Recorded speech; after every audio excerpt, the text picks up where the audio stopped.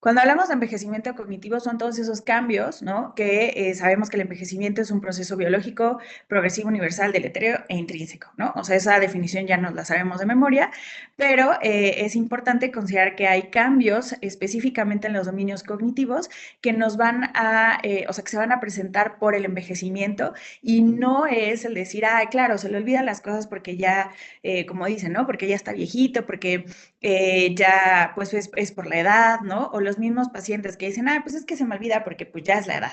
Entonces, la intención obviamente es recordar justamente estas definiciones y fíjense bien, cuando hablamos de un deterioro cognitivo es específicamente alteraciones en las funciones cognitivas.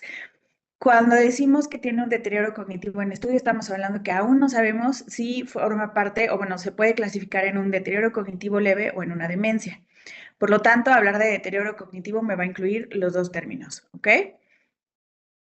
¿Qué sucede? Esta tabla me encanta, ¿no? ¿Por qué? Porque justamente habla sobre los cambios que vamos a tener o lo que debería de ser de forma normal, ¿no? Todo lo que hablamos, los cambios asociados al envejecimiento, lo podemos ver en la, no sé si se alcanza a ver mi puntero, pero bueno, en la línea roja, justamente la primera que tiene la estrellita, esa es el envejecimiento cognitivo, en donde si se fijan, en la parte de los dominios cognitivos, pues no vamos a tener como tal tantas alteraciones, o sea, no va a haber tantos cambios. Hablando, o sea, en comparación, por ejemplo, con una, o sea, con una demencia vascular, un deterioro cognitivo vascular, en donde sí vamos a tener, que es la línea verde, ¿no? Esta línea verde de lo que me habla es justo estas alteraciones que puedo tener. Tengo, o sea, mi paciente va bien, va con el envejecimiento cognitivo, tiene un evento vascular cerebral y entonces baja esta, o sea, esta función cognitiva. Se mantiene, vuelve a hacer otra meseta, vuelve a tener otro evento vascular cerebral y vuelve a bajar la capacidad cognitiva, ¿no? Y conforme vamos teniendo más eventos vasculares cerebrales, pues obviamente va a ir empeorando pues su capacidad cognitiva y vamos a ir notando justamente esas fallas. En la línea amarilla vamos a ver como el deterioro, ¿no? Que es muy característico en una enfermedad de Alzheimer, ¿no? En donde es algo progresivo, es algo lento, ¿no? No es una, no tiene una velocidad rápida de 6 meses, 2 años, sino esto va a ser de forma progresiva. Y obviamente, pues el deterioro va a verse de forma lenta. ¿Ok? Y la rápidamente progresiva, ¿no? En donde en menos de 6 meses disminuimos 3 puntos en aquellas pruebas cognitivas, ya sea Minimental, ya sea MoCA, ¿no? Principalmente, acuérdense, todos los estudios y todas como las definiciones se han utilizado con el Minimental. ¿Por qué? Porque fue el primero, ¿no? Entonces, bueno, y se desarrolla la demencia en 12 meses. ¿Ok? Entonces, tenemos que considerar justo estos patrones para poder identificar, ¿no? O pensar hacia qué tipo de demencia me voy a enfocar, ¿ok? O tengo que sospechar dependiendo de las manifestaciones clínicas de mi paciente. Los cambios, ¿no? Asociados al envejecimiento cognitivo, hay que recordar obviamente la parte, pues, de los dominios cognitivos, no nada más es la memoria, ojalá, ¿no? Sería esto inmensamente fácil, pero pues no, ¿no? Tenemos múltiples dominios de los cuales, asociados al envejecimiento, los que se van a mantener sin cambios o de forma estable, es justamente la memoria de procedimiento y la memoria semántica. Acuérdense que la memoria de procedimiento es todo aquello que ustedes saben o que adquirieron de conocimientos de forma implícita. Si yo les pregunto, ¿cómo manejan? No espero que me contesten que muy bien, ¿no? Sino espero que me contesten, ah, pues me subo al coche, ¿no? Abro la puerta, pongo la llave o aprieto ahora, ¿no? O sea, ya ahora es aprieto el botón, o sea, pongo la llave cerca, aprieto el botón, me espera que bajen las revoluciones, acelero, ¿no? Pero ya es algo, es un conocimiento implícito, no es algo que sepamos de dónde lo aprendimos, ¿no? En comparación con la memoria semántica, la memoria semántica es aquella en donde es todo lo que hemos aprendido desde el kinder, ¿no? Hasta la fecha. ¿Ok? El reconocimiento de objetos y caras, eso se mantiene perfectamente igual. Entonces, a ver si desde ahorita tengo muchos pacientes y alumnos que me dicen, no, es que yo soy malísimo, ¿no? Para reconocer caras. Híjole, pues si de jóvenes eran malos, de adultos mayores se va a quedar exactamente igual, ¿no? No va a empeorar. Si empeora, eso no es asociado al envejecimiento, ¿ok? Y algo bien importante, la percepción visual de los objetos se va a mantener, o sea, no es obvio, va a disminuir de cierta manera, pero no por una cuestión cognitiva, sino por la parte de la agudeza visual. ¿Ok? Entonces, cognitivamente la percepción de los objetos se mantiene, sin embargo, puede modificarse por alteraciones de agudeza visual. ¿Ok? ¿Cuáles son los que van a aumentar? Principalmente vocabulario. Obviamente, mientras más tiempo disfrutemos de la tierra, ¿no? O sea, considerando la edad, pues mayor vocabulario, mayor conocimiento general y mayor cantidad de habilidades son las que vamos aprendiendo y vamos desarrollando. Y ojo, los que sí van a estar disminuidos es la memoria episódica y la memoria de trabajo. Estas van a empezar a disminuir todas, ¿no? Va a ser después de la sexta década de la vida. Entonces, no significa que por el simple hecho de ser adultos mayores, o sea, a partir de los 65, ¿no? Vamos a decir, claro, a partir de esa edad va a disminuir. No, es desde antes, ¿ok? Si ustedes recuerdan, pues cuando éramos estudiantes de medicina, ¿no? Podíamos inclusive leer una sola vez, pues el libro, ¿no? El capítulo y perfecto, nos los aprendíamos de memoria a la primera. Conforme fuimos avanzando en la carrera, fuimos avanzando en el internado, residencia, cuando estábamos posguardia teníamos que leer 3 o 4 veces el mismo artículo para tratar de comprenderlo, ¿no? Entonces ahora es un poco más complicado, ¿no? Y a partir de la quinta década, pues se ve un poco más, pues atorada, bueno, más lento, ¿ok? Algo que es bien importante, el multitask. En mujeres, ¿no? Y esto está estudiado, efectivamente tenemos una mayor capacidad para tener una atención dividida, cosa que los hombres, aunque me odien en este punto, pues a ver, en vez de que puedan hacer 4 actividades, pues a lo mejor me hacen 2, ¿no? Y nosotras sí podemos hacer las 4. Tal es el caso, ahorita les estoy dando la conferencia, ¿no? Me llegó un mensaje, tengo el Alexa, ¿no? O sea, tengo mi música para estar concentrada. A la par, pues bueno, afortunadamente mi perrita no está, pero si estuviera tendría que estar checando que no esté ladrando, que no se acerque a la puerta, ¿no? Pero conforme vamos creciendo, conforme vamos envejeciendo, justamente se va perdiendo esta capacidad de multitask. Entonces, a lo mejor yo ya no puedo, que ahorita me pasó, ¿no? O sea, vi el mensaje y fue así como que, ay, perdón, me distraje un poco porque justo va disminuyendo este multitask, ¿ok? La solución de problemas y la velocidad de procesamiento también va a ir disminuyendo, que es justo lo que les decía en cuanto a el tiempo que me tardo en poder comprender y poder desarrollar y generar una respuesta, ¿no? Con la parte de solución de problemas ante una situación, pues que antes lo podía resolver muy rápido, ¿ok? Entonces, bueno, ahora, las funciones ejecutivas también se van a ver disminuidas. Acuérdense que las funciones ejecutivas es todo aquello, el conjunto de actividades que me van a permitir llevar a cabo un plan que sea de forma coherente y que esté dirigido hacia en específico, ¿ok? Entonces, estas funciones ejecutivas son actividades cognitivas que van a estar, bueno, disminuidas y pueden tener también algunos cambios, ¿ok? Esto es lo más importante, hay muchos cambios más, pero bueno, esto es lo más importante en cuanto al envejecimiento cognitivo.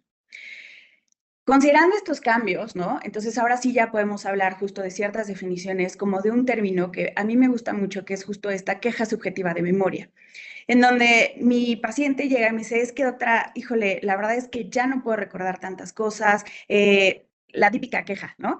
Veo la tele y de repente ya no me acuerdo cómo se llama el artista, me acuerdo perfecto de las novelas o me acuerdo perfecto de las películas y ahora no me acuerdo de su nombre. Pasan unos 5 o 10 minutos y entonces ya lo vuelvo a tener, ¿no? Son cosas que ellos van notando que empiezan a tener como disminución en la capacidad de recordarlo o estas fallas, pero que no me generan ningún impacto en la vida diaria. O sea, a ver, no es importante si me acuerdo o no del artista, ¿no? Puedo seguir haciendo mis cosas, mis actividades básicas de la vida diaria, mis actividades instrumentadas de la vida diaria y no hay ningún problema, ¿ok? Pero aquí la diferencia es que ellos son conscientes de esas fallas y entonces tratan de compensarlo, ¿sí? Ahora, ¿y cómo lo van a compensar? Justamente con estrategias, ¿sale? Dependiendo, por ejemplo, no lo van a, o sea, no me van a negar, ¿no? A veces tenemos en la computadora nuestros post-its con las cosas, o sea, los recordatorios de lo que tenemos que hacer. Entonces, esas, de cierta forma, pasan a ser nuestras estrategias para no olvidar estos pues, situaciones importantes o cosas que ameritan que tengamos en la mente, ¿ok? Ya cuando hablamos de un deterioro cognitivo leve, ahí sí ya es algo distinto. Ya de la queja subjetiva de memoria ya pasamos a esto en donde ya realmente mi paciente, familiar, cuidador, el médico, por ejemplo, médico familiar, ¿no? Que lleva durante toda la vida que lo ha estado viendo, o el médico de la familia, ¿no? Que es el pediatra de, pues no sé, del nieto, ¿no? ¿Cuántas veces no es así? Que justo ellos empiezan a notar estos cambios en cuanto a la cognición. Obviamente lo tenemos que ver de forma objetiva, no lo podemos ver nada más así como que, ay, pues es que yo me doy cuenta que se le olvidan las cosas, ¿no? No, tiene que ser de forma objetiva, en donde ya estoy demostrando que existe un deterioro en uno o más dominios cognitivos en relación a la edad y algo bien importante, a la escolaridad de mi paciente. No es lo mismo, ¿no? Una persona que es analfabeta, pero por su cuenta aprendió a leer, escribir, trabajó, fue comerciante y además fue emprendedor, eh, a pensar, por ejemplo, en una persona completamente analfabeta que no desarrolló estas habilidades, ¿ok? O en alguien, por ejemplo, personas con posgrado, postdoctorado, pues obviamente su reserva cognitiva va a ser del tamaño de una, o sea, de un lago, ¿no? En comparación con una reserva cognitiva de una persona que es analfabeta. Entonces hay que tomar esto en consideración. Y algo bien importante, cuando hablamos del deterioro cognitivo leve, no hay ni una sola alteración en las actividades ni básicas ni instrumentadas de la vida diaria. Y obvio que no tenga el diagnóstico de demencia, ¿ok? Si cumple estos, entonces puedo hablar de un deterioro cognitivo leve, ¿sale? Ahora, cuando yo hablo de una demencia es porque aquí ya estoy hablando de un síndrome que implica justamente el deterioro de múltiples dominios cognitivos, que puede ser y que es adquirido, ¿ok? Que puede ser el deterioro de la memoria, lenguaje, la resolución de los problemas, algunas otras capacidades del pensamiento, ¿no? Que son lo suficientemente graves para ya interferir con las actividades tanto instrumentadas como básicas de la vida diaria. Antes solíamos decir que hablar de demencia, o bueno, al menos a mí me lo habían enseñado así, inclusive en la carrera, que hablar de demencia era solamente cuando me afectaban las actividades básicas de la vida diaria. Sin embargo, ahora sabemos perfectamente bien que desde que inicia la pues alteración en las actividades instrumentadas, desde ahí ya puedo estar hablando justo, o bueno, ya estoy hablando de una demencia leve. ¿Ok? Y bueno, vamos a ver, dependiendo del tipo de demencia, pues cómo se van a ir clasificando. ¿Ok? ¿Y por qué esto es tan importante? Porque existe justamente un continuum del deterioro cognitivo. Esto a mí me encanta. Esto lo sacó el Alzheimer Association, ¿no? Justamente de todos los facts, ¿no? En donde hablamos justo de el continuum del deterioro cognitivo. Este continuum habla específicamente de la enfermedad de Alzheimer, ¿no? O sea, de este deterioro cognitivo leve asociado a una enfermedad de Alzheimer, en donde tenemos una etapa preclínica, en donde antes no lo considerábamos de esta forma, simplemente decíamos, claro, son personas sanas, pero han sido tantos los estudios que hemos visto que en este momento, en la etapa preclínica, puedo ser completamente asintomático, sin embargo, empezar a tener ya alteraciones en mis biomarcadores, ¿no? Después de esta enfermedad de Alzheimer preclínica, lo vamos a convertir en un DSL, ¿no? Un deterioro cognitivo leve, que va a estar asociado a enfermedad de Alzheimer, en donde no me van a interferir mis actividades ni instrumentadas ni de la vida diaria, y posteriormente va a progresar hacia una demencia. ¿Cuánto tiempo va a tardar en progresar? La verdad es algo que no podemos decir. No existe un tiempo determinado entre que si progresa de un DSL hacia una demencia o si de una leve a una moderada a una grave. Esto va a depender de múltiples factores, ¿no?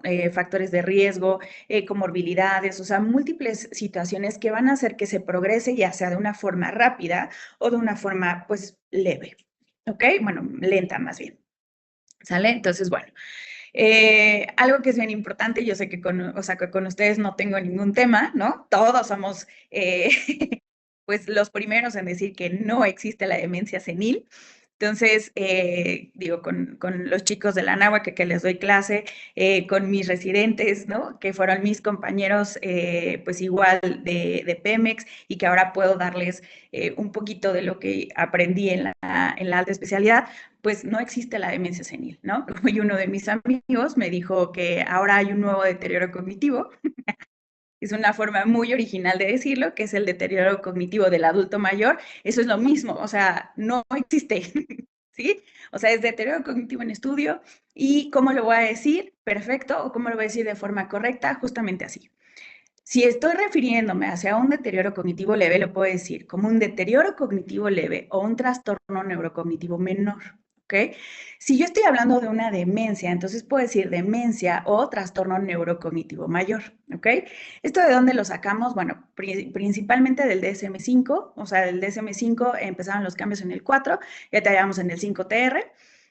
Y algo bien importante, la OMS igual estaba buscando justo pues de dónde salen estos términos y la OMS decidió continuar, ¿no?, con el término de demencia por el simple hecho ¿de qué razón? De que es un término ya al que están familiarizados los pacientes y los mismos cuidadores. Entonces ya el decir demencia como que la gente ya lo entendía o por lo menos iba captando, ¿no?, de lo que estábamos hablando, ¿ok? Entonces, bueno, vamos a seguirle. Ahora sí, viene lo bonito. ¿Cómo lo vamos a clasificar? ¿Ok? Ya quedamos, cómo no vamos a decirle, cómo sí vamos a decirlo, y entonces vamos a ver las clasificaciones. Antes de que pasemos por aquí, ¿hay algún valiente que quiera decir cómo se clasifica? A ver, estamos para eso, para ir describiendo, pero a ver, ayúdenme, para que no se me duerman. Ustedes díganme, porque no voy a decir quién. O pueden escribir en el chat, no tengo ningún problema.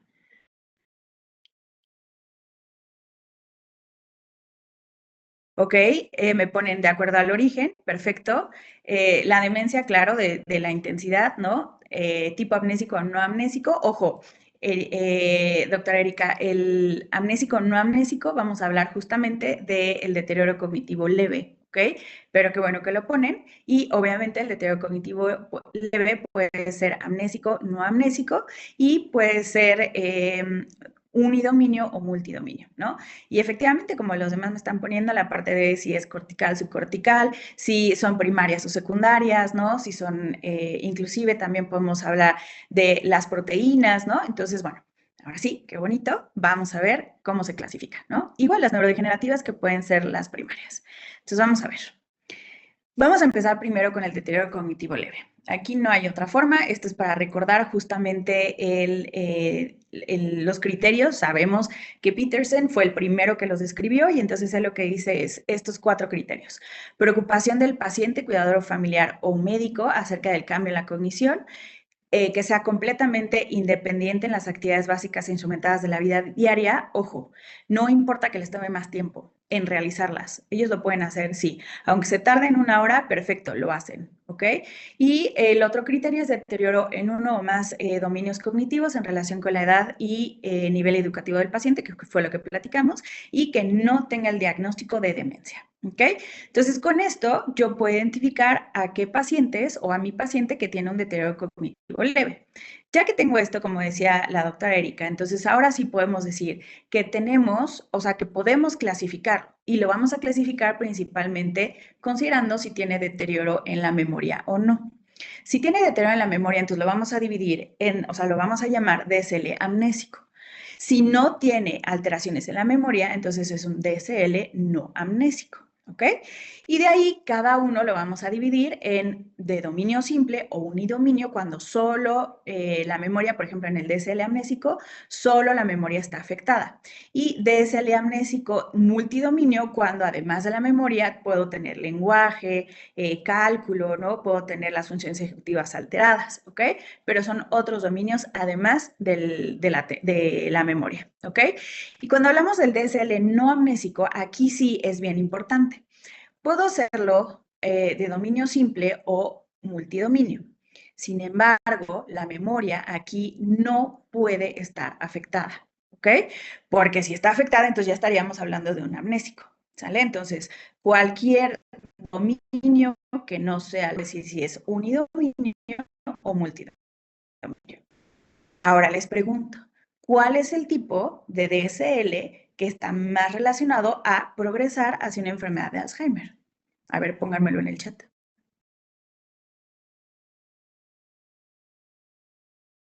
¿Se vale equivocarse? ¿Amnésico multidominio? Ok, fíjense bien. El que mayor riesgo tiene de convertirse hacia una enfermedad de Alzheimer es el amnésico de dominio único o unidominio, efectivamente. ¿Por qué? Porque la memoria es lo que está más afectado. ¿Sale? Efectivamente, doctor Jonathan, el de la estrellita. Muy bien. Para que no se les olvide, ¿ok? Entonces, el DSL amnésico unidominio o dominio simple es el que mayor riesgo tiene de convertirse hacia una enfermedad de Alzheimer, ¿ok? Bueno, ahora, vamos a ver. Como me decían hace rato, la clasificación de las demencias, ¿no? Lo puedo clasificar desde el punto de vista anatómico o topográfico, o sea, eh, está afectado o el sitio donde está afectado, lo puedo hacer desde etiología, perdón, que es primaria o secundaria, ¿no? Lo que veíamos si son neurodegenerativas o si son secundarias. La velocidad de evolución, acuérdense si es rápidamente progresiva o una progresión normal, o sea, lenta. La edad de inicio, ojo, cuando hablamos de edad de inicio va a depender del tipo de demencia del que estemos hablando. ¿Por qué? Porque yo no puedo decir que o sea, que todas las demencias que inician en menores de 65 años va a ser uno de inicio temprano. Si yo hablo de un paciente con enfermedad de Alzheimer, justamente, o que estoy sospechando un Alzheimer, que empieza los síntomas a los 60 años, ahí sí voy a pensar que es una enfermedad de Alzheimer de inicio temprano. Sin embargo, si tengo un paciente con datos, o sea, que me cumple criterios para una demencia frontotemporal, variante conductual, ¿no? O una fase progresiva primaria, no voy a decir que es una demencia de inicio temprano si empiezan los síntomas a los 60 años, ¿ok? Entonces, o a los 50, ¿sale? Entonces, ojo, ahí va a depender justamente del tipo de demencia del que yo estoy sospechando para poder establecer si por edad de inicio va a ser de inicio temprano o de inicio tardío, ¿ok? Y el tipo de lesiones moleculares o genéticas. Me encantaba cuando yo estaba como residente, porque me decían, ah, no, sí, es que las taupatías, las alfa-sinucleinopatías, ¿no? Beta-amiloide. Y en ese momento teníamos una visión un poco simplista, ¿no? De decir, claro, Alzheimer es solamente beta-amiloide. De decir, no sé, demencia con cuerpos de Lewy es solamente una alfa-sinucleinopatía, ¿no? Pero ahora, obviamente con todos los nuevos estudios y todo lo que se ha demostrado, sabemos que pueden estar relacionados, o sea, las proteínas pueden estar mezcladas, ¿no? O sea, puedo tener un paciente con una enfermedad de Alzheimer atípica, ¿no? La variante disejecutiva o conductual, en donde me va a tener múltiples síntomas también, por ejemplo, porque comparte tau, ¿no? O sea, proteína tau, entonces va a tener alteraciones como un parkinsonismo, por ejemplo. Entonces, esas combinaciones que ya están demostradas a nivel de proteínas y a nivel genético, es increíble, o sea, la variedad y el acordeón de demencias o de cómo lo podemos clasificar en la actualidad, ¿no? Entonces, bueno, ya se me emociona. Pero bueno, vamos a seguirte. Hablando específicamente de la clasificación topográfica, ¿no? Podemos hablar de dos tipos, las corticales y las subcorticales, ¿ok? De las corticales, acuérdense que cuando hablo de la parte cortical, perdónenme, es que me sale que quieren realizar comentarios. Lo voy a probar, no tengo ningún problema, ¿ok? Entonces, de las corticales, fíjense bien, acuérdense que cuando hablo de la cortical, estoy hablando como tal de actividades integradoras y cognitivas, ¿ok? Las que sabemos que son las más características es la enfermedad de Alzheimer y la demencia frontotemporal. Esas son las más corticales, ¿ok? Y después tenemos la subcortical, en donde acuérdense que todo lo que viene en la zona subcortical o en la parte subcortical son todos aquellos procesos motores y autonómicos. Por eso es que voy a tener mi demencia con cuerpos de Lewy, ¿no? La demencia asociada a enfermedad de Parkinson, que fíjense que son demencias que tienen o principalmente la parte motora va a ser lo más afectado, ¿no? O sea, lo más importante. Una parálisis supranuclear progresiva, la enfermedad de Creutzfeldt-Jakob, ¿no? Por amor a Dios, ya no digan Jacob, es Creutzfeldt-Jakob, ¿ok? Y bueno, igual con la demencia con cuerpos de Lewy, lo vamos a ver cuando hablemos sobre las enfermedades por cuerpos de Lewy. Ojo, eso es bien importante. Si yo estoy hablando del conjunto, ¿no? De todas de las demencias o de las alteraciones que tienen cuerpos de Lewy, entonces voy a hablar de una enfermedad por cuerpos de Lewy. Cuando yo ya estoy hablando específicamente de la demencia con cuerpos de Lewy, en donde tengo las alucinaciones visuales, auditivas, tengo, ¿cómo se llama? Hipersensibilidad hacia la quetiapina, tengo alteraciones del sueño REM. Entonces ahí ya voy a hablar específicamente de una demencia con cuerpos de Lewy. ¿Okay? Digo, vamos a decir ya las cosas como se tienen que decir. ¿Sale? Y, por ejemplo, otra que también va a ser subcortical van a ser las metabólicas. En algún momento se consideraba la demencia, o bueno, el deterioro cognitivo vascular justamente solo como una subcortical. Sin embargo, sabemos que ahora, ¿no? Es algo mixto porque puede tener lesiones corticales y subcorticales, y entonces es córtico-subcortical y es la vascular, ¿ok? Entonces, bueno, hasta aquí, ¿alguna duda? Si todo va bien, seguimos, ¿ok? Ay, ok. Ahora, ¿cómo vamos a clasificar también por etiopatogenia? Acuérdense que aquí esto es de la fisiopato. ¿De dónde viene mi demencia? Lo puedo tener las primarias, que son las que conocemos como neurodegenerativas, ¿no? O las puedo tener como secundarias, que es todo aquello que me puede generar el deterioro cognitivo, o sea, sí, el deterioro cognitivo, la demencia, como un síntoma. ¿Ok? Entonces, las primarias son neurodegenerativas. Aquí el problema es que es la manifestación principal el deterioro cognitivo, ¿va? De las secundarias, entonces, por ejemplo, vascular, ¿cuál fue el problema? ¿No? Hablando, por ejemplo, de una enfermedad de Binswanger. El problema es que tuvimos la enfermedad de pequeño vaso, obviamente, como les explico a mis pacientes, que es muy sencillo, ¿no? Si yo echo confeti una sola vez al escritorio, no pasa absolutamente nada, puede ser que ni siquiera caiga en el escritorio, ¿no? Y puedo seguir utilizando mi escritorio sin ningún problema. Pero si yo la aviento 300 o 500 veces, entonces empiezan a hacer lagunas. Y esas lagunas, entonces, es puro tejido muerto que ya no me permite que la neurona que está aquí se comunique con la neurona que está acá, porque tiene que pasar por esta zona que está muerta. Por lo tanto, empiezo a tener mis fallas como consecuencia de esa enfermedad, ¿ok? O sea, de la enfermedad de pequeño vaso. Metabólicas, ¿no? Las sabemos perfectamente bien, puede ser asociada a diabetes, puede ser por una encefalopatía hepática, ¿no? Que ni siquiera es una situación de demencia, sino es justo la encefalopatía hepática, ¿no? Puedo tener algunas infecciosas, como puede ser por VIH, algunas traumáticas, que es la encefalopatía traumática crónica, ¿no? Las neoplasias, algunas METs a nivel cerebral, puedo tener las enfermedades desmielinizantes, como por ejemplo una esclerosis múltiple que me dé está la desmielinización que ya tengo, que entonces me genera justamente este deterioro cognitivo, ¿no? La hidrocefalia normotensa, esa es la más común, ¿no? Que sabemos perfectamente bien que es una de las causas, pues, de deterioro cognitivo que puede ser modificable. Digo, creo que todos hemos visto el episodio de Grey's Anatomy, ¿no? En donde sale este paciente que va manejando y su esposa dice que de repente él dejó de ser él, ¿no? Chocan, llegan ahí al hospital, ya saben, ¿no? O sea, Grey es la que se encarga de hacerle pues la resonancia, y en la resonancia ven que tiene la hidrosalia, ¿no? Le hacen la punción y bueno, el TAP test, y cuando hacen el TAP test, entonces el señor regresa a ser como era desde un inicio, ¿no? Eso obviamente es pura ficción, porque no es como que quitemos el deterioro, ¿no? Evitamos que siga progresando, eso es otra cosa. Donde más beneficio va a tener, principalmente va a ser en la parte motora, en la parte de la marcha y en la parte de la incontinencia. Pero bueno, entonces, para que veamos que aunque es una de las más atinadas, pues no es como la mejor, ¿no? Pero bueno. Y algunas alteraciones psiquiátricas, por ejemplo, pacientes con esquizofrenia, ¿no? Pueden llegar a desarrollar justamente ese deterioro cognitivo, ¿ok? Entonces, bueno, vamos a seguirle. Dentro de las neurodegenerativas, también puedo clasificarlos como corticales y subcorticales, ¿no? O sea, vean cómo puedo combinar estas clasificaciones. Entonces, dentro de las primarias o neurodegenerativas, la parte cortical, como les decía, la enfermedad de Alzheimer, ¿no?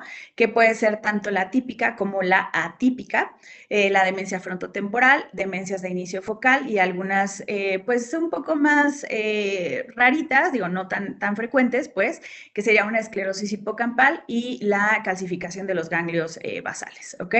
A nivel ya subcortical, principalmente la enfermedad de Huntington, ¿no? Acuérdense que la enfermedad de Huntington tiene que ver con el deterioro cognitivo y los movimientos coreicos, ¿no? Y bueno, pues eso es lo más importante, ¿no? O lo más llamativo, pero vean cómo la parte motora ahí está presente, ¿no? Porque es subcortical. La demencia asociada a la enfermedad de Parkinson, aquí lo importante es que la enfermedad de Parkinson por lo menos lleva un año, o sea, mínimo, ¿no? Antes de que, o sea, diagnosticada antes de que yo empiece con los síntomas cognitivos. Así puede decir que es una demencia asociada a la enfermedad de Parkinson. Si no, pues es una demencia con cuerpos de Lewy, ¿ok? La atrofia de múltiples sistemas y demás, ¿ok?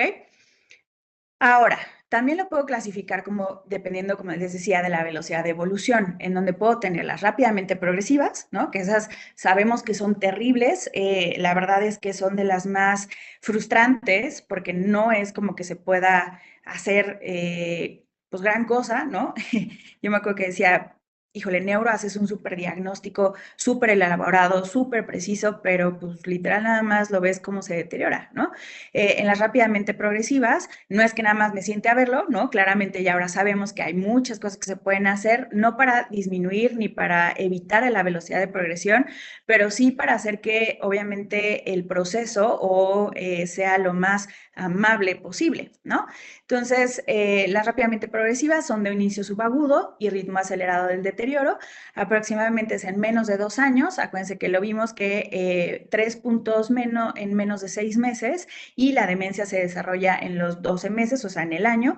Y la principal, ¿no?, de las rápidamente progresivas, obviamente, es la enfermedad de Creutzfeldt-Jakob, ¿no? Esta es la más importante, acuérdense que es la de priones, y la mayoría de las veces, pues, digamos que la sobrevida no da más de 6 meses, ¿ok? Entonces, esta es de las más, pues, no frustrantes, pero sí como de las más complicadas de llevar, ¿ok? Y bueno, ahora sí, ya que vimos esta clasificación, vamos a ver qué es lo que tengo que hacer cuando me llegue mi paciente, ¿no?, con queja de memoria. Porque realmente casi todos llegan así, diciendo que se les olvidan las cosas, ¿no? Entonces, a ver, vamos a ver, ¿qué se les ocurre que tenemos que hacer para abordaje inicial?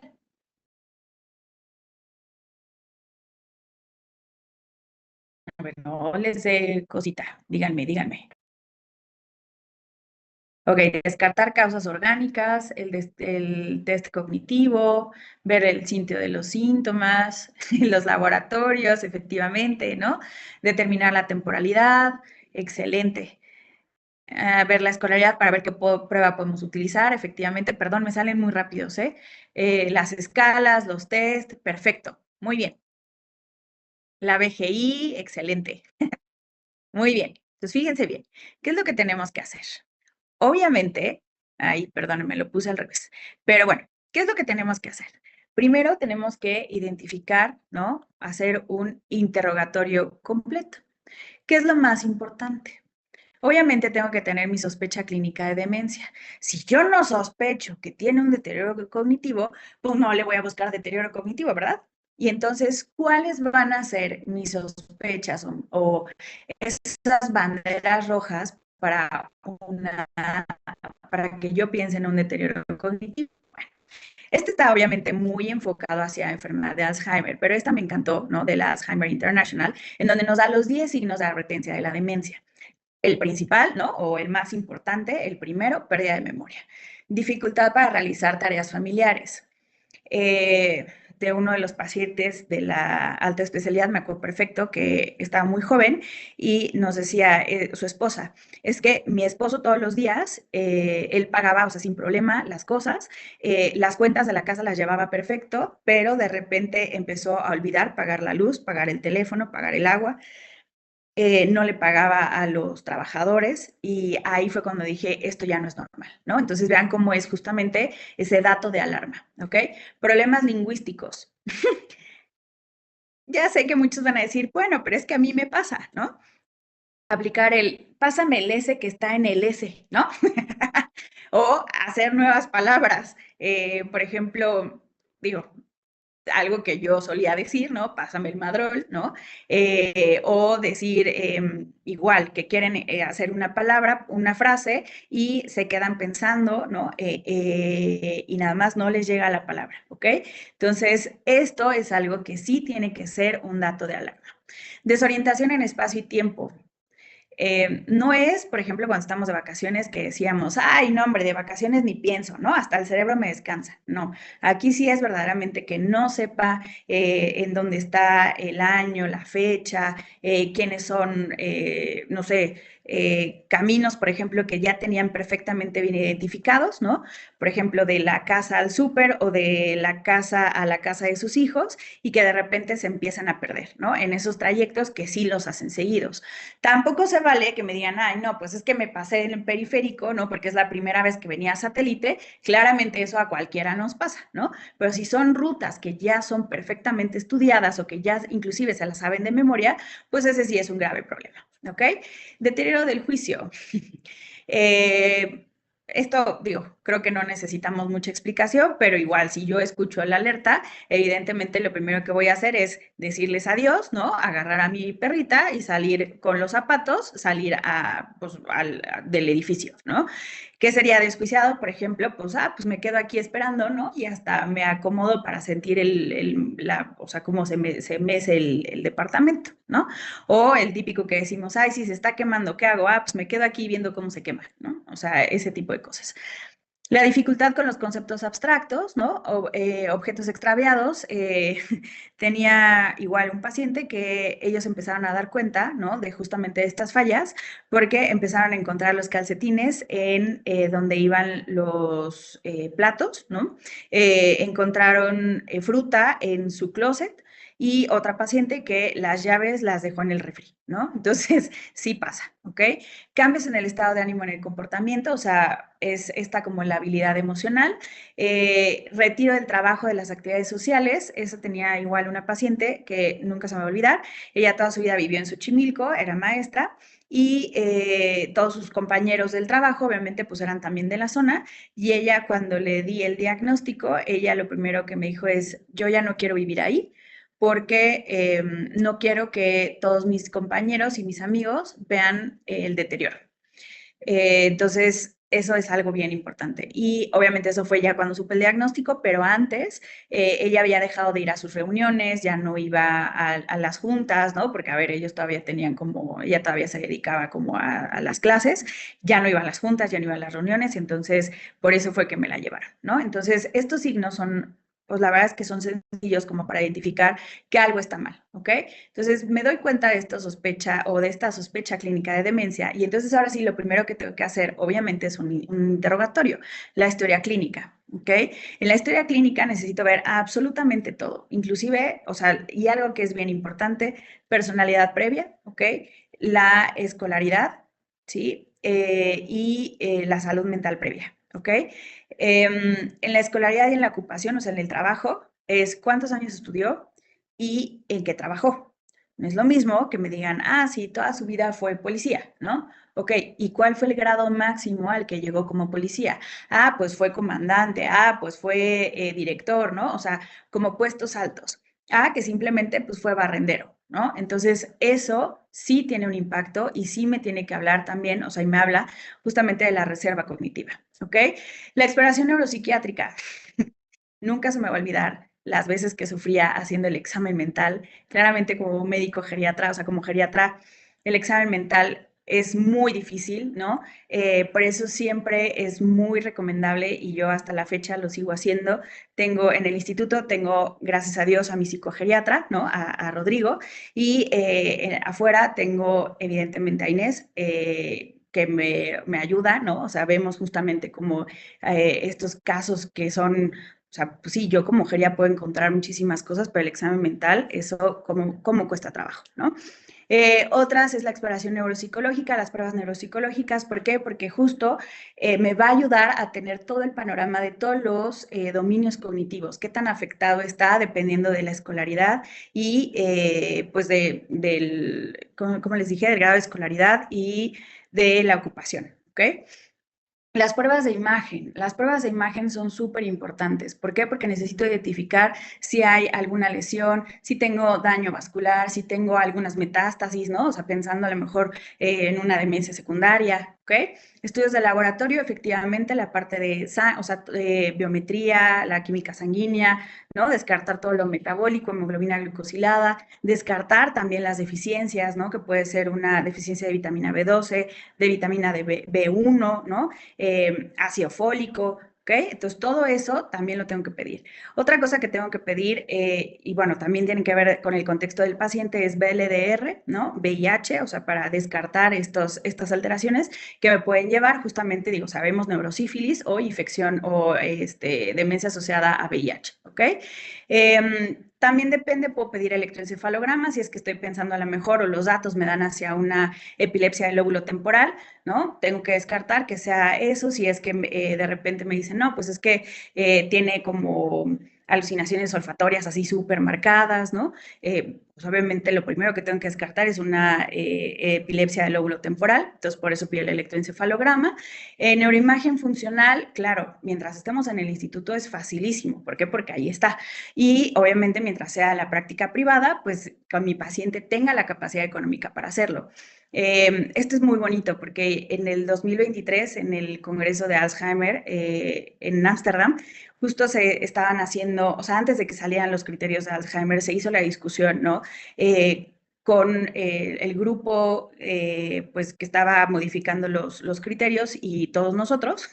Y una doctora que me llamó muchísimo la atención, porque a ver, no era de Latinoamérica, era de Estados Unidos, ella dijo, claro, o sea, está muy padre de forma de investigación, pero en el día a día yo no tengo el PET, yo no puedo hacerle una punción lumbar para sacar justamente los biomarcadores. Ayúdenme, ¿no? Háganmelos un poco más sencillos estos criterios. Y por eso es que en los nuevos criterios, que lo vamos a ver en la clase de Alzheimer, pues justamente hablan de de los biomarcadores que son core, o sea, core, y los que podemos utilizar o que podemos no tener, ¿no? Y de todas maneras hacer el diagnóstico, ¿ok? Pero hablando del PET, pues a ver, si estoy pensando en una enfermedad de Alzheimer, puedo pedir un PET FDG, un PET amiloide, ¿no? Si estoy pensando, por ejemplo, en una parálisis supranuclear progresiva, estoy pensando en una demencia con cuerpos de Lewy, puedo pedir un PET DOPA, ¿ok? Entonces, puedo pedir un PET tau, ¿no? Entonces, dependiendo de la sospecha, van a ser los laboratorios que voy a ir pidiendo, ¿no? Y las cosas que voy a pedir. Y en el caso de que al momento que yo haga en la historia clínica los antecedentes serofamiliares y vea justo que tengo una familia, ¿no? Con múltiples casos de distintos tipos de demencia o típico, ay, es que le diagnosticaron demencia senil, bueno, pues eso sabemos que no existe, ¿no? Entonces ahí sí puedo hacer mi familiograma en donde puedo identificar, ¿no? Si es que hay alguna probabilidad de que sea una situación genética, ¿ok? Entonces eso es lo que tenemos que ver. Ahora, ya que hago pues esta primera evaluación, entonces ahora sí tengo que ver si me cumple criterios de demencia. ¿Cuáles pueden ser? Ya sabemos, pueden ser del DSM-5, del TR, por favor, ya es el último que tenemos, de CIE-10 y otros criterios. Y aquí ya es donde justo me puedo ir hacia, ¿me cumple criterios de demencia o me cumple criterios de deterioro cognitivo, ¿no? O sea, de deterioro cognitivo leve. Si sí me cumple criterios de demencia, entonces puedo ir hacia el diagnóstico sindromático o hacia el diagnóstico ya de anatómico, en donde ya puedo decir si es lobar, cortical, subcortical, mixta, ¿no? Si es principalmente del lóbulo frontal, las vías, ¿no? O sea, ya irme hacia algo más específico. Si no, entonces, pues ya me voy hacia el deterioro cognitivo leve o hacia un pseudo deterioro, ¿ok? Y bueno, vean todo lo que se tiene que hacer. Esto lo vamos a hacer, lo vamos a ver ya en cada una de pues de las clases, ¿ok? Entonces, este es el algoritmo para una rápidamente progresiva. No es igual al del deterioro cognitivo, o sea, de forma inicial, pero bueno, me voy a adelantar porque les tengo justamente vamos a ver si realmente quedó claro todo esto, ¿no? Esto es lo que les acabo de decir, ¿no? Los laboratorios, los biomarcadores, que ahora afortunadamente ya tenemos, ¿no? Los de líquido cefalorraquídeo y algunos séricos. Si vamos al líquido cefalorraquídeo, podemos hacer la relación beta 40-42, tau, la relación igual tau 181 con beta 42, relación tau con beta 42, ¿ok? O sea, tau total o tau fosforilada. Y los séricos, que puede ser beta amiloide, que es el beta 42, o puedo hacer el p-tau, o sea, tau fosforilada 217, tau fosforilada 205, o las de microtubule binding region de tau 243 o tau fosforilada 181. En este congreso, bueno, en el pasado del 2024, ya es el último spoiler que les doy, bueno, están buscando el poder hacer el diagnóstico de Alzheimer como si fuera la prueba de una hemoglobina glucosilada. O sea, eso es lo más impactante, ¿no? Es literal, solamente pones tu dedito, te toma, o sea, la sangre, ¿no? La gota en sangre, no, sangre en gota, perdón, y te va a decir si tienes proteína tau. Entonces, imagínense, eso estaría increíble. ¿Cuándo va a llegar a México? No tengo la más remota idea, pero es algo que la verdad espero que sí nos llegue, ¿no? En cuanto a imagen, obviamente tenemos la parte de la resonancia magnética simple de encéfalo, ¿no? El PET, como les decía, FDG, que es el de deoxiglucosa, perdón, PET amiloide, PET tau, y bueno, aquí lo que les decía, vamos a ver si es cierto. Se vale que me contesten, ¿ok? Eso es lo que quiero. A ver si es cierto que se acuerdan. ¿Va? Bueno, fíjense bien. Es mi paciente femenino de 85 años. Ella nació en Ojo Caliente, en Aguascalientes.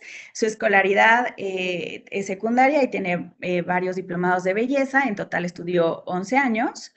Y su ocupación era estilista durante 5 años, ¿ok? Ama de casa después y lateralidad diestra.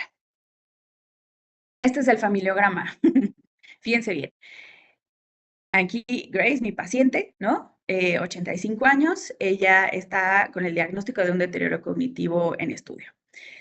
Hacia arriba, vámonos primero con su mamá. Ella falleció a los 76 años con diagnóstico de enfermedad de Alzheimer. Su papá pasa a los 70 años. Pero la mamá de mi paciente tenía una hermana, bueno, dos hermanas, Cuca y Chepa. Cuca falleció a los 80 años y tenía el diagnóstico de Alzheimer, y Chepa falleció a los 85 años con diagnóstico de Alzheimer y etilismo. Después Grace en total tuvo 20 hermanos. Los que no están aquí están sanos, ¿ok? No me iban a caber. Y Maluli tenía 78 años cuando falleció. Ella tenía el diagnóstico de enfermedad de Alzheimer. Mark tenía 89 años cuando falleció y ella quedó como una demencia no especificada. Mark tenía 70 años cuando falleció y él tuvo enfermedad de Alzheimer, el diagnóstico. Luisma también falleció a los 76 y él también tenía el diagnóstico de Alzheimer. Laus, viva, ¿no? De 79 años, y ella tiene el diagnóstico de una afasia progresiva primaria, variante logopénica.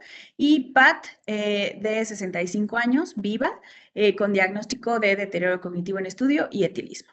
De los hijos, pues afortunadamente todos sanos, ¿no? Y obviamente al ver este familiograma, pues se le ofreció si querían hacer un estudio genético y pues no aceptaron, ¿no? O sea, ni a los pares, o sea, de sus hermanos, ni tampoco de sus hijos. Entonces, bueno, pues me quedé con las ganas, ¿no? Pero vean esto, ¿ok? Alérgica nada más a sulfadiazina y a penicilina, de enfermedades, insomnio crónico, CIAD, de 5 años de diagnóstico, y la habían dejado como un deterioro cognitivo leve desde el 2022, ¿ok? No es que no les creyera, pero yo la dejé como deterioro cognitivo en estudio. Llegó con estos medicamentos, ¿no? La memantina, 10 miligramos, 2 tabletas cada 24 horas en la mañana. Mirtazapina, 30 miligramos, una tableta y media cada 24 horas. Clonazepam, la dosis previa era de 2 miligramos. Afortunadamente ya estaba en dosis reducción, ya llevábamos 2 gotas cada 24 horas. Además, estaba con melatonina, 5 miligramos cada 24 horas, y con lactulosa, 10 mililitros cada 12 horas. ¿Ok? Fíjense bien cómo empezó todo. En el 2019, a los 79 años, empezó a tener olvidos de palabras, ¿no? En específico con parafasias. Tenía también ansiedad y frustración al practicar, ¿no? Eso fue lo que me comentó su hijo.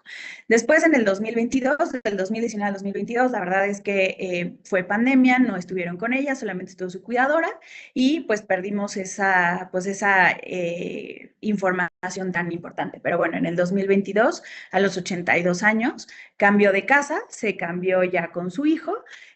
Al llegar al nuevo departamento se desorientaba terrible y dejó de cocinar porque la cuidadora ya no la dejaba. Ella dijo, no, no, no, yo me encargo de todo. A mediados del 2022 va con psiquiatra, quien indica únicamente la estimulación cognitiva, y como tenía problemas de hipoacusia, entonces le dejó el auxiliar auditivo y tuvo cierta mejoría en cuanto al habla.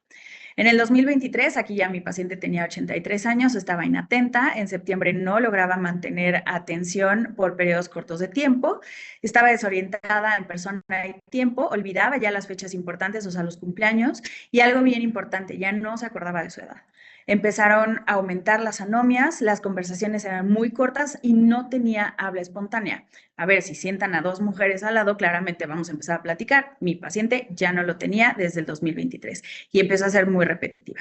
A los 84 años, en el 2024, de enero a marzo, ya estaba desorientada en persona, confundía a su nuera y a su nieta y empezaba a identificar a familiares cercanos por vía telefónica y en persona, ¿ok? Tenía ratos en donde sí los podía identificar y otros en donde no. Las conversaciones eran ya súper cortas, solamente contestaba con monosílabos. Y en el 2024, o sea, de marzo a la fecha, empezó a tener conductas disruptivas por la noche, empezó a tener datos de delirium, empezaba a estar agitada, intentaba quitarse la ropa, ¿no? Y obviamente esto empeoró tras suspensión abrupta de medicamentos. Su hijo me confesó que hubo un rato que no le dieron el clonazepam porque no podían comprarlo, o sea, no podían salir a comprarlo, y pues eso hizo que empeorara, ¿ok? Ahora, ya en la parte de la valoración geriátrica, bueno, pues acuérdense que la valoración cognitiva no es nada más si se le olvidan las cosas o nada más aplicarle el mini mental, ¿no? Que es la evaluación cognitiva, sino es ver cada uno de los dominios lo más que se pueda. Entonces tenemos la parte de la atención inatenta, lograba fijar y mantener la atención por periodos muy cortos de tiempo, la orientación se desorientaba en casa, solo identificaba a su cuidadora y a su hijo, no lograba orientarse en tiempo ni circunstancia, ¿no? En cuanto al lenguaje, las anomias de objetos de uso frecuente era súper repetitiva, la memoria no lograba recordar en dónde guardaba los objetos, les digo que empezaban a encontrar algunos objetos en sitios que no eran, olvidaba conversaciones recientes, funciones ejecutivas ya estaban totalmente perdidas, ¿no? Lo que sí mantenían las noxias y las praxias. ¿Las mantenía en qué sentido? Le daban el cuchillo, ¿no? O bueno, el tenedor y le decían, ¿qué es? No, pues es el tenedor. Ah, perfecto, ¿para qué lo usas? No, pues para comer. Y entonces se quedaba así con el tenedor, ¿no? Ya hasta que la cuidadora le hacía como, o sea, el movimiento, entonces ya mi paciente podía hacer nuevamente ese movimiento, ¿ok? Y en la conducta estaba muy ansiosa, ¿no? Obviamente al identificar que no encontraba las palabras, a las 6 de la tarde estaba como muy ansiosa, muy desorientada y obviamente cuando la confrontaban se ponía más irritable. Entonces aquí el mini mental tuvo 14 puntos, la afluencia verbal fonética fue, acuérdense que lo vamos a anotar, ¿no? 7 fueron las palabras que dijo, el siguiente numerito es las repeticiones, tuvo una repetición y 2 intrusiones, ¿ok? Y acuérdense que la fonética es cuando les decimos que nos digan las palabras con P, aquí me dijo 2 nombres. Y en la semántica es de los animales, me dio 10 animales y me repitió 4. Y el reloj, pues 0 puntos. Ahora, fíjense bien, ¿cómo era? Esto fue del mini mental, ¿no? En la forma en cómo me hizo los pentágonos y la frase, ¿no? Y el reloj, vean, o sea, completamente dice ejecutiva, no tenía control inhibitorio, o sea, nada, ¿no? Entonces, bueno, ya funcionalidad, CAT-C, Loton 1 de 8, ¿no? Me voy a apurar porque si no, no lo hacemos. Entonces, a ver, fíjense bien. ¿Qué le voy a decir a mi paciente? Vamos a hacerlo más fácil. ¿Qué tiene para empezar? ¿Un deterioro cognitivo leve o una demencia?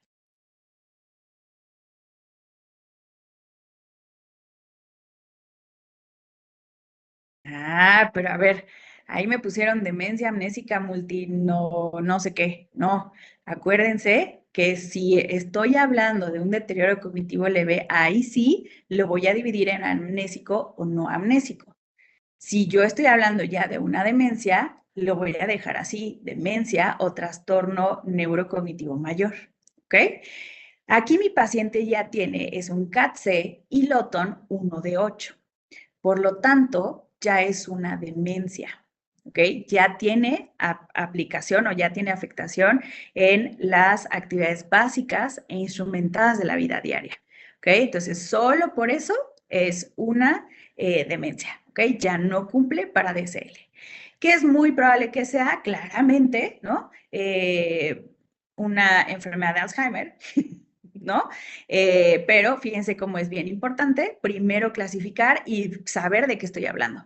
Si es un DSL o una demencia, y de la demencia entonces ya le pido todo lo demás, laboratorios, imagen y demás para poder verlo. Lástima, ya no tengo tiempo, pero pues en la imagen de la resonancia se ve justamente esta atrofia hipocampal, ¿no? Y tiene también daño vascular. enfermedad de pequeño vaso. Entonces, podríamos irnos orientando hacia una situación mixta, ¿ok? Entonces, bueno, no sé si haya más dudas, si quieran platicar alguna otra cosa, ¿no? Las conclusiones al final del día sabemos que es no normalizar las fallas. Todo diagnóstico de una demencia se construye, por amor a Dios, no puedan pensar, o sea, no digan que, ay, sí, lo veo y, ay, por supuesto, ya es un Alzheimer, ¿no? No, todo se va a ir construyendo. Es algo que se va armando, o sea, con todos los datos, la historia clínica, los laboratorios y todo, ¿ok? No diga nada más, es una demencia, póngale nombre y apellido siempre. Y hay que identificar el envejecimiento cognitivo y las demencias, ¿ok? Si no lo logran identificar, no pasa nada, ¿sale? Por favor, derívenlo, no hagan, o sea, no pierdan el tiempo, ¿va? Y aún así nosotros, al final del día, muchas veces igual platicamos sobre los casos y las cosas que hay, porque no es tan fácil, a ver, se los pongo así como peladito y en la boca, pero no es tan sencillo. ¿Ok? Entonces, bueno, acuérdense, el 21 de septiembre es el Día Mundial de Alzheimer y efectivamente la memoria puede dormir y no recordar, pero el corazón jamás olvidará lo que ha sentido, ¿no? Entonces, bueno, pues espero les haya gustado y que les funcione. Muchísimas gracias, doctora Malena. Excelente presentación, muy dinámica, que nos ayudaron varios de la audiencia, de los oyentes, a incluso a participar, muy participativos. Pues un grupo ahorita que se conectó, llegamos hasta 433 Órale, participantes, estuvo de lujo.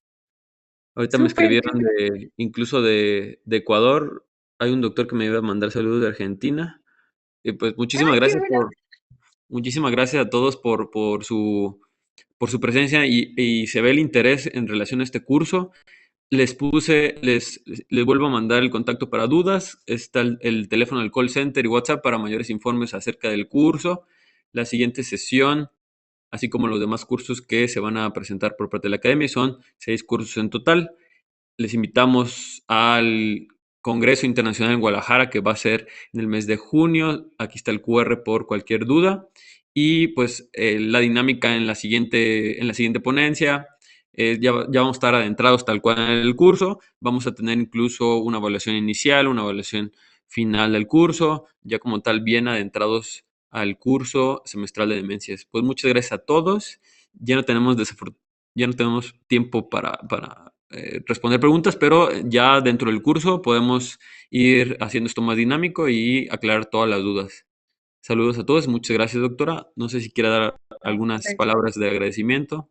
No, pues qué emoción, o sea, de verdad me encanta el que se interesen tanto en las demencias, es una cosa que a mí me apasiona y lo van a ver conforme vayan pasando las sesiones.